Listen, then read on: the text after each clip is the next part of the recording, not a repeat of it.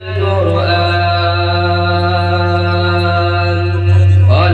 الإنسان علمه البيان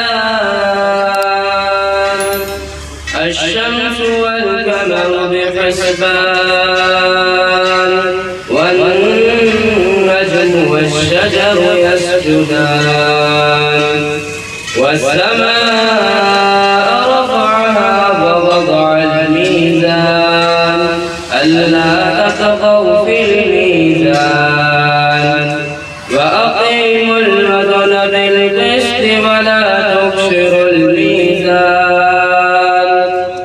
والأرض وضعها للأنام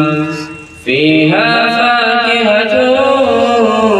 والنخل ذات الأكمام والحب ذو العصف والريحان فبأي آلاء ربكما تكذبان خلق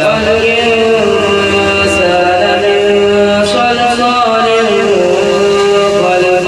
كالفخار وخلق الجن من مارج من نار فبأي آلاء ربكما تكذبان رب المشرقين ورب المغربين فبأي آلاء ربكما تكذبان مرج البحرين يلتقيان بينهما برزخ لا يبغيان فبأي آلاء ربكما تكذبان يخرج منهما اللؤلؤ والمرجان فبأي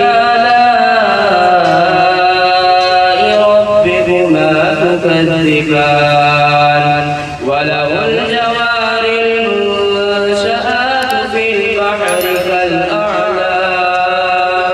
فبأي